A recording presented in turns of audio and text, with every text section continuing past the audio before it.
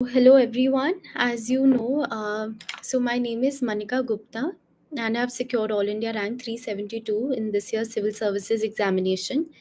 And I'm here to share my journey, my strategy, and my resources.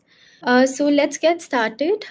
This was my fourth attempt, and my journey started in 2021. I'd given the 2020 attempt without preparation just to get a feel of the exam. So 2021 is when I started preparing. I didn't clear the 2021 prelims. Then 2022, I wrote mains, but I missed it by 8 marks. So I wrote the 2023 exam, and with God's grace, I got a rank in the final list. So if I talk about resources, let's start with the prelim stage. Just a second, please. Yes, let's start with the prelim stage now. So, for prelims, I would suggest that let's talk about the static sources first. So, we have geography. For geography, I did the four NCRTs, आपका जो NCRT है. And because मेरा humanities का background नहीं था, so I also took lectures. Sudarshan गुजर sir के lectures है. So I think वो बहुत conceptual clarity build करते हैं. And that helps especially in physical geography. Then polity के लिए सभी रेकमेंड करते हैं, मैं भी करूँगी, लक्ष्मीकांत सर की बुक है, that is very comprehensive and वो अच्छे से कीजिए. फिर इकोनॉमिक्स के लिए मैंने मृणाल सर का मॉड्यूल रेफ़र किया था. एंड क्योंकि मेरा इकोनॉमिक्स का बैकग्राउंड था, मैंने उनके लेक्चर्स नहीं देखे थे. बट अगर आपको लगता है आपको कॉन्सेप्ट्स क्लियर नहीं हो रहे उनके मॉड्यूल से, तो उनके लेक्चर्स भी आप रेफ़र कर सकते हैं.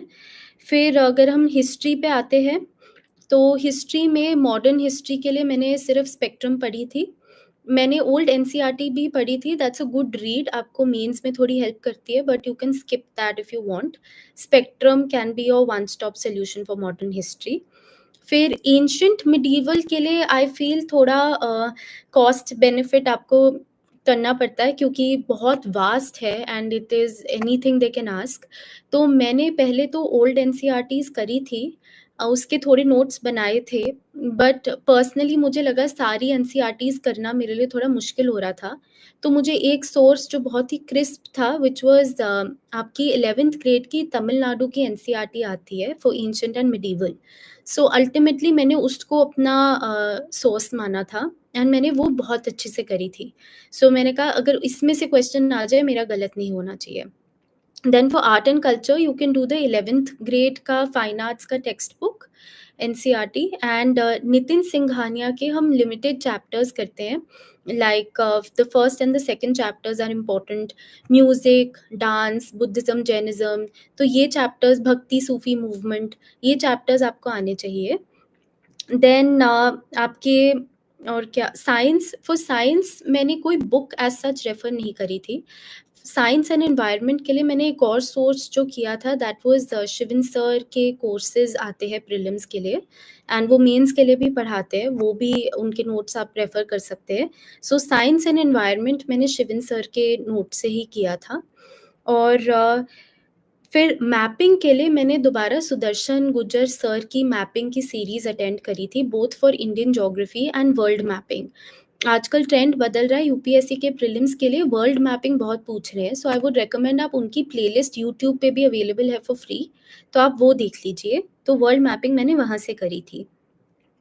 एंड एक बहुत ही इम्पॉर्टेंट पिलर रहता है प्रेपरेशन का, प्रीवियस ईयर क्वेश्चंस, तो मैंने भी वो किए थे. मैंने लास्ट 10 to 15 ईयर्स के करे थे. सो उसमें आई वुड सजेस्ट कि आप पीवाईक्यूज यूज़ करिए कंटेंट के लिए. एंड पैटर्न आपको थोड़ा समझ आ सकता है कि कहाँ से क्वेश्चंस पूछ रहे हैं, बट बहुत बार हम थोड़े वर्ड्स पे ज़्यादा फोकस करते हैं कि सम यूज़ किया है तो ठीक ही होगा. वो काफ़ी बार ठीक होता है, बट आई वुड रेकमेंड आप कंटेंट के लिए ज़्यादा करिए पीवाईक्यूज. सो मेरे को एक क्वेश्चन दिख रहा है कि पीवाईक्यूज कैसे एनालाइज करना चाहिए. सो आई वुड से आप उनको ऐसे एनालाइज करिए कि आपको समझ आए कहाँ कौन से चैप्टर्स पे ज़्यादा फोकस है. जैसे बुद्धिज्म, जैनिज्म हमेशा पूछते हैं. आजकल अब जैसे मैपिंग का ट्रेंड चल रहा है, तो आपको मैपिंग अच्छे से करके जानी चाहिए. फिर इकोनॉमिक्स का स्टैटिक पूछते हैं, पॉलिटी का स्टैटिक पूछते हैं. तो इन दोनों का स्टैटिक आपको अच्छे से आना चाहिए, ताकि इसमें से अगर कोई आसान सवाल हमारी नॉर्मल टेक्स्ट बुक से, जो हम स्टैंडर्ड टेक्स्ट बुक्स पढ़ते हैं, वहाँ से अगर आए, वो हमारा गलत नहीं होना चाहिए। सो ऐसे आप एनालाइज़ करिए, एंड कभी-कभार रेपिटिशन भी होती है। जैसे वायरसेस पे कोई स्टेटमेंट आई थी, वो रिपीट हुई थी कि, और जो कॉन्सेप्ट टेस्ट करा था वो ये था कि viruses can't be cultured in an artificial medium. तो वो दोबारा रिपीट हुआ था। तो कॉन्सेप्ट्स जो रिपीट हो रहे हैं, वो आपको आने चाहिए, एंड उसके उसके बाद आप बैकग्राउंड स्टडी उसकी कर सकते हैं, और जो क्वेश्चंस पूछे हैं। पीवाईक्यू से question repeat as it is नहीं होते, but as I said concept repeat हो सकते हैं। कभी कोई साइंस का कॉन्सेप्ट, पॉलिटी में जैसे क्वेश्चन आया था, एक साल आया था कि राइट टू वोट किस तरह का राइट है? Is it a constitutional right, legal right है, फंडामेंटल राइट है? फिर कुछ सालों बाद आया था राइट टू प्रॉपर्टी किस तरह का राइट है? तो ये दोनों सेम तरह के कॉन्स्टिट्यूशनल राइट्स हैं। तो ऐसे हमें मदद मिल सकती है पीवाईक्यू से। और अ, फिर हम so these were the basic sources, and मैंने न्यूज़पेपर पढ़ा था रेगुलरली, हर रोज़ ही पढ़ती थी मैं। न्यूज़पेपर में मैं हिंदू पढ़ती थी, और इंडियन एक्सप्रेस का एक बहुत अच्छा पेज आता है एक्सप्लेन्ड, सो आप उसको रेफ़र कर सकते हैं। एंड हिंदू में उनके संडे न्यूज़पेपर में एक 2 पेजेज़ आते हैं जो बहुत यूज़फुल लगे मेरे को। एक साइंस का आता है, एंड एक आपका आता है, they give you a brief of whatever main current affairs were running through the week. तो उसमें से मैं अपने नोट्स बनाती थी न्यूज़पेपर के। आप हैंड रिटन भी बना सकते हैं अगर आपको वो कंफर्टेबल है, अदरवाइज़ आप ऑनलाइन भी बना सकते हैं। It is totally upon you, please किसी को भी ब्लाइंडली आप मत फॉलो कीजिए। आपका एंड गोल होना चाहिए कि आपका सारा मटेरियल कंसोलिडेट हो जाए और आपको याद रहे। तो उतना ही मटेरियल पढ़ें जितना आपको याद रहेगा, वरना उसको थोड़ा-सा पढ़ने का कोई फ़ायदा नहीं होगा एग्ज़ाम में। So this was it for prelims. If I talk about mocks, तो पर्सनली मैंने बहुत सारे मॉक्स नहीं दिए थे, क्योंकि मॉक्स का मेरे को लगता था कि उनका सॉल्यूशन भी बहुत लंबा 50-60 पेजेस का होता था, and that is again a lot of extra information. सो वो मेरे को लगा कि मेरे लिए थोड़ा अनमैनेजेबल हो रहा है। तो मैंने लिमिटेड मॉक्स दिए थे, एंड बट मैंने उन मॉक्स को बहुत अच्छे से किया था। तो उनके आंसर्स मैंने बहुत अच्छे से पढ़ के उसके नोट्स बनाए थे, और उसको याद करने की कोशिश करी थी। एंड जब मुझे लगा कि मेरा और स्टैटिक कॉम्प्रोमाइज़ होगा, मैं और करंट अफेयर्स नहीं कर सकती, आई स्टॉप्ड। सो मैं न्यूज़पेपर पढ़ती थी, एंड स्टैटिक पे मेरा बहुत फ़ोकस था। So whoever's appearing for this year's prelims बिल्कुल आने वाला है। आई वुड सजेस्ट कि आप अपना स्टैटिक बहुत ज़्यादा स्ट्रॉन्ग करिए। अगर लक्ष्मीकांत से क्वेश्चन आएगा, वो आप नहीं गलत कर सकते, क्योंकि वही है कि सिर्फ 14-15,000 लोगों ने मेंस देना है, उतने लोगों को पता होगा वो question. So you can't miss the low hanging fruits. जो ज़्यादातर बच्चे ठीक करेंगे, वो आपका ठीक होना चाहिए। एंड अगर एंशिएंट मिडीवल का कोई सवाल आपको नहीं आता, तो ज़्यादातर बच्चों को नहीं आता होगा। एंड न्यूज़पेपर एक और वे में ऐसे हेल्प मुझे करा था कि मेरे को ये कॉन्फिडेंस आ गया था कि मैंने हर रोज़ न्यूज़पेपर पढ़ा है, so I am in touch with the current affairs. तो जब मैंने पेपर देखा, और अगर मुझे लग रहा है कि मेरे को नहीं आती ये करंट अफेयर्स, तो मुझे ये कॉन्फिडेंस आता था कि नहीं, अगर मुझे नहीं आती तो मतलब पेपर शायद टफ बना है, क्योंकि रिलिजियसली मैंने न्यूज़पेपर और करंट अफेयर्स फॉलो करी है। तो that also helps you to understand कि आप उस दिन पे हॉल में कितने क्वेश्चंस अटेम्प्ट करें। आपको एक आइडिया लग जाएगा कि पेपर आसान आया है, मुश्किल आया है, क्योंकि हम बहुत बार सोचते हैं कि हमें कितना अटेम्प्ट करना चाहिए यहाँ पे। सो जैसे 2023 का प्रीलिम्स बहुत ट्रिकी था। तो जैसे ही मैंने पेपर खोला था, आई न्यू ये मुश्किल पेपर है, इसके कट ऑफ लो जाएगी, एंड वो थोड़ी आपको एग्ज़ाम हॉल में हिम्मत भी देता है कि कुछ नहीं होता, सबके लिए मुश्किल है, तो आप अपना बेस्ट दीजिए। सो इसलिए confidence is very important on your D day, and वो तभी आएगा जब आपको अपनी स्टैटिक सोर्सेस, और आपको ये कॉन्फिडेंस है कि हाँ, मैंने अच्छे से करंट अफेयर्स फॉलो करी है। So this is it for from my side. Prelims की स्ट्रैटेजी मेरी ये थी। एंड फिर अगर हम मेंस पे आते हैं, मेंस में GS1 में सोसाइटी के लिए मैंने एड सारथी का मटेरियल यूज़ किया था। उनका स्टैटिक सोसाइटी के नोट्स मैंने रेफ़र करे थे एंड करंट अफेयर्स के लिए मैंने राउज़ की मैगज़ीन देखी थी। सो जस्ट अ डिस्क्लेमर, मैंने कोचिंग ऐसे एज़ सच कहीं से नहीं लिए as a foundation batch student, but मैंने डिफरेंट कोचिंग्स के डिफरेंट रिसोर्सेज़ यूज़ किए हैं डिफरेंट सब्जेक्ट्स के लिए, so I will just tell you that. History के लिए मैंने कुछ एक्स्ट्रा नहीं करा था फॉर मेंस, मैंने स्पेक्ट्रम ही पढ़ी थी एंड मैंने दोबारा तमिलनाडु की एनसीईआरटी पढ़ी थी फॉर एंशिएंट, अगर उसमें से क्वेश्चन आता है। देन ज्योग्राफी के लिए बहुत लोग कहते हैं कि चारों एनसीईआरटीज़ इनफ है। इट इज़ इनफ, बट मुझे थोड़ी-सी आंसर राइटिंग में दिक्कत आ रही थी क्योंकि मैं इतनी वेल वर्स्ड नहीं थी ज्योग्राफी के लैंग्वेज के साथ। तो मैंने फोरम आईएएस की एक रेड बुक आती है ज्योग्राफी की, मैंने वो भी रेफ़र करी थी एंड मेंस में ज्योग्राफी के थोड़े एक्स्ट्रा टॉपिक्स होते हैं तो मेरे वो वहाँ से कवर हो गए थे। Then if we talk about world history, again मैंने फोरम आईएएस की रेड बुक रेफ़र करी थी, बट उसको मैंने बहुत डिटेल में नहीं पढ़ा था क्योंकि पता होता है कि सिर्फ 1 या 2 क्वेश्चन्स आते हैं, तो आपको हर टॉपिक का थोड़ा-थोड़ा आइडिया ले लेना चाहिए, ताकि बिल्कुल ब्लैंक ना हो आप वर्ल्ड हिस्ट्री के क्वेश्चन में।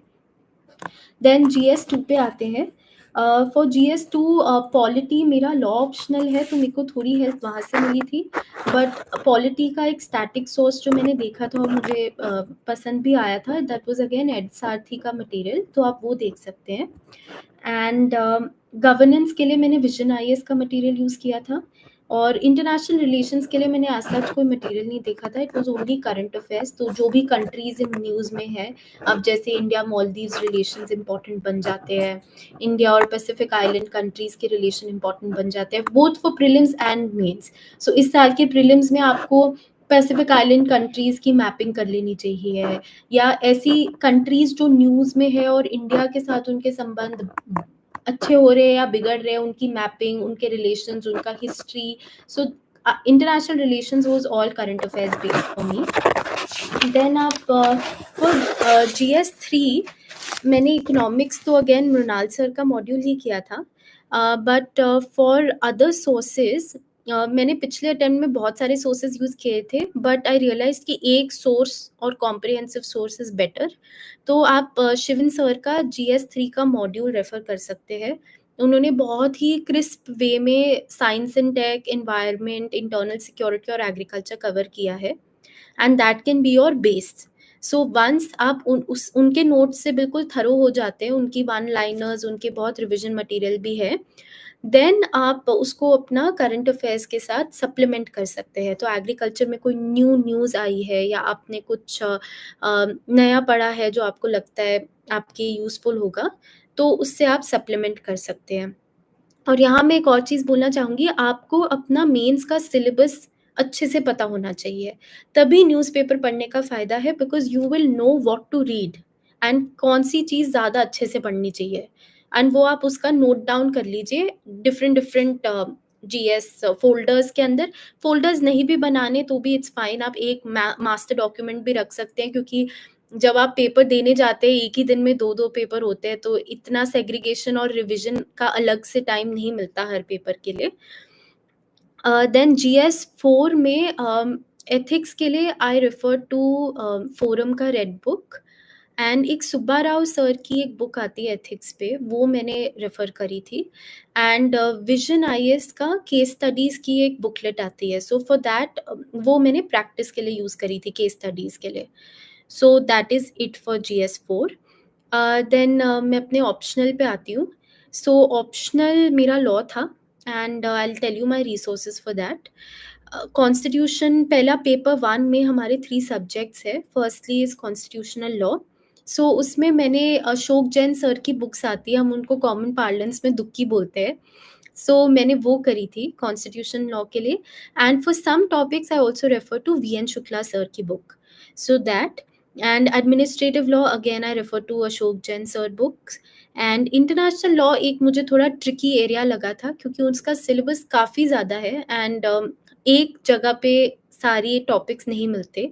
सो आई यूज्ड 3 बुक्स मेनली।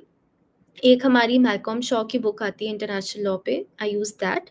फिर एसके कपूर सर की बुक आती है, और अगेन अशोक जैन सर की बुक। तो मैंने इन तीनों को यूज़ किया, एंड सम टॉपिक्स के लिए ऑनलाइन सोर्सेज भी यूज़ करे। So that was my strategy for the first paper. And मैंने एक और law experts, there is a website called law experts, तो उनके नोट्स भी आते हैं, मैंने उनके नोट्स भी लिए थे जो सिलेक्टेड टॉपिक्स के लिए यूज़ किए थे। देन पेपर 2 में वी हैव कॉन्ट्रैक्ट लॉ, उसके लिए I used Ashok Jain sir book again, and bare act उसमें बहुत इंपॉर्टेंट हो जाता है बिकॉज़ अगर आपको सेक्शन और इलस्ट्रेशन ही याद है तो आपका आधा काम कॉन्ट्रैक्ट्स में वहीं हो जाएगा, if you have understood the concept well. Then for torts, again I used Ashok Jain book, and that's the only book I used for torts. For IPC, I used Pillai, एक Pillai author है उनकी book, and Ashok Jain. फिर for arbitration act मैंने बेर act पे focus किया and थोड़ी online sources use करे. अगेन बेर एक्ट ही उनका इतना कॉम्प्रिहेंसिव है एंड उसी में से आपको लर्न करके पॉइंट्स लिखने होते हैं. For Negotiable Instruments Act also I refer to online sources mainly and थोड़ा बेयर एक्ट. एंड CLD के लिए मैंने ऑनलाइन सोर्सेज यूज़ करे. फिर कंज्यूमर प्रोटेक्शन एक्ट के लिए also it was internet and the bare act. So one thing that I did for almost every paper in law was that I focused on live law. So I kept myself up to date कि कोई new important judgment या कोई new important development हो रही है law में. जैसे I think last year there was a question on emergency arbitration which is a upcoming domain. तो उस पे केस भी था जो रिसेंटली आया था. रिजर्वेशन पे भी एक केस आया था, तो वो थोड़ा मेरे को लगा करंट अफेयर्स से इंस्पायर्ड है. तो आप लाइव लॉ वेबसाइट को फॉलो कर सकते हैं. And previous year questions in optional becomes extremely important because more और लेस सेम टाइप के क्वेश्चंस ही आते हैं. तो अगर आप अपने प्रीवियस ईयर क्वेश्चंस को अच्छे से तैयार कर लेते हैं तो आपका आधा सिलेबस वहीं हो जाता है. So you should be very, very thorough with your previous year questions. So I did that for law as well. And now I'll come to my interview stage preparation. So interview stage was one of the stages जो काफ़ी आपको मज़ा आएगा prepare करने के लिए, क्योंकि आप थोड़ा घर से बाहर निकलते हैं, आप मॉक्स देने जाते हैं तो you feel good. Peer groups आपके बनते हैं तो आपकी थोड़ी इंटरेक्शन विद अदर एस्पिरेंट्स बढ़ जाती है. So for interview, of course I prepared my DAF very well. इसमें in even for mains I was a part of Satyam sir का Telegram group for both mains and interview, and that was a very good source of constant motivation and monitoring, and आपको you felt like working harder because you see other aspirants working. So उनको भी बहुत मैं credit दूंगी for my consistency. So interview में you prepare your hobbies and your place of birth. आपके parents के profession से भी कभी कभार पूछ सकते हैं if you are from that profession. जैसे मेरी मदर लॉयर है एंड मैं भी लॉयर थी, तो लॉ वाज वन टॉपिक जो मुझे अच्छे से प्रिपेयर करना था. So you prepare your DAF. And interview के लिए आप न्यूज़पेपर्स थोड़े ज़्यादा पढ़ते हैं. So I use to follow Indian Express, Hindustan Times और Times of India, one of those. And एक आपको फाइनेंशियल एक्सप्रेस या लाइव मिंट पढ़ने की ज़रूरत पड़ती है, क्योंकि इंटरव्यू स्टेज में आपको एक इन डेप्थ और होलिस्टिक नॉलेज होनी चाहिए.